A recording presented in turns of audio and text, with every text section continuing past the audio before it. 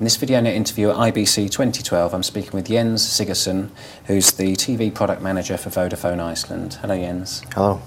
Now, you've had a IPTV service since 2008, and I know that you're well north of 25,000 subscribers now. Mm-hmm. And in terms of VOD, you've been quite successful in sort of getting people to watch your on-demand content. So just tell me how you've done that, first of all. Well, we've seen enormous growth in the last 2 years. Both, well, it's been tied with obviously a very increasing subscriber base. We've been increasing our subscriber base of over 20% per year over the last 2 years. So that has also been linear in a sense. But our biggest service offering so far has been the catch-up services, which are tied to the linear offerings, where a subscriber can access for 14 to 28 days products or view aired episodes from the linear service. The uptake in that has been quite staggering, and just talking about December alone, we have about 350 to 400,000 purchases in the catch-up, which is pretty good when you think about a nation of 125,000 homes or 300,000 people.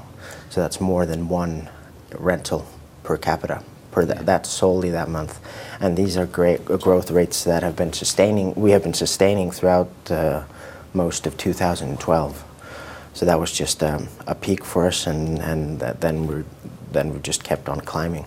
Okay, and I mean, you've put a lot of effort into how you present the VOD titles. Sure.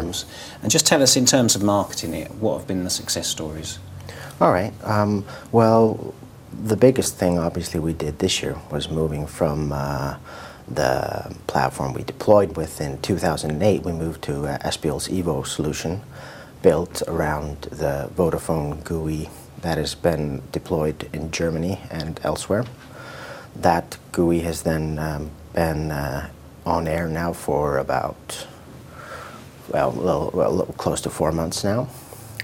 And that has really allowed us to present the material in a different manner than we had before. We have banners, we have more of a genre-based catalog. I think we're presenting the material in a more dynamic way than we did before. And I guess at the end of the day is what the big changes for us is that now we have a product which is very similar to our web page, which we can actively develop and deploy on the fly, whereas the solution we had before was more static and rigid in the sense that it would take an upwards of 6 to 12 months to change anything inside the portal. Now we have a product, in theory, an idea could arise on a Monday and we could have it deployed by the weekend, depending on obviously a developer commitment on that. Okay, so that's making it easier to market titles, is it? Is it allow you to kind of refresh faster or actually change the way it looks and feels as well? Absolutely. Both having a UI that is dynamic in the sense that if there is a big title coming out, we can then market that by changing the look and feel of the portal, giving that particular title more space. We can change pretty much the whole presentation layer on the fly because it's being served obviously via HTTP, so any deployments made there are refreshed on the fly and the user gets the experience right away. Okay, and I think you're up to about 25 or 30% of all your on-demand sort of sessions are paid. Sure.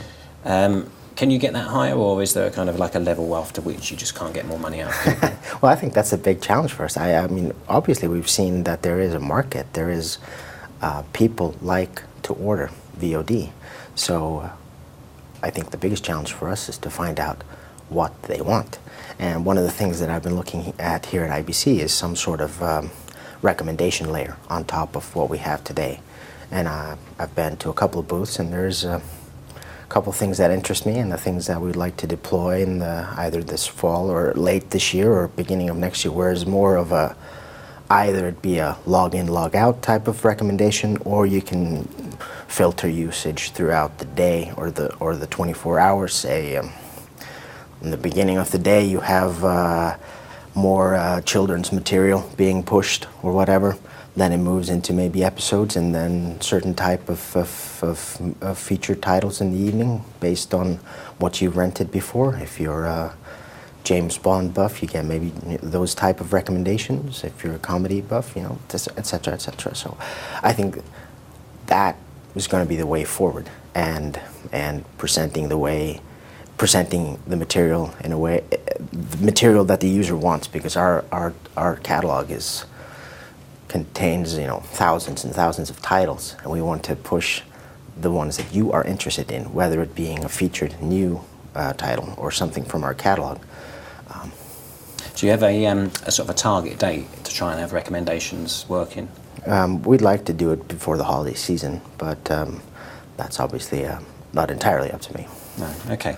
Well, just finally, I know that you're also launching Multiscreen TV next year, which is obviously a major development. So just tell us very quickly what kind of service that will be, initial devices.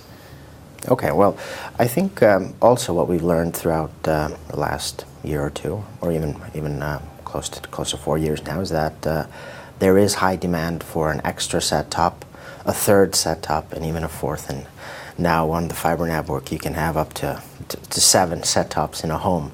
So there is demand for that, and which tells us that there is also demand for watching these offerings on more than one medium within the household.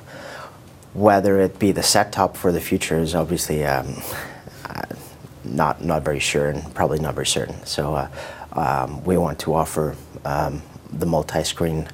Probably we're going to go with it through the cloud, and offer it on telephones, being a telecommunications you know, core company, and on tablets, on PCs. And here at IBC, I've been seeing wonderful developments from our conditional access partners, etc., etc. So I think everybody's moving in the direction.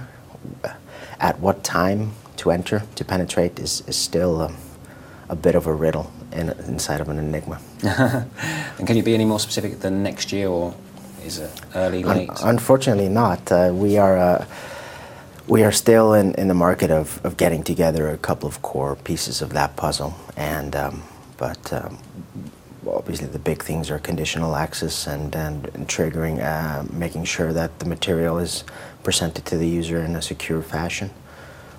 Okay, all right. Well, that's something else to keep you busy for a while. So thank you very much for telling us all about it, and great talking to you. Thank you.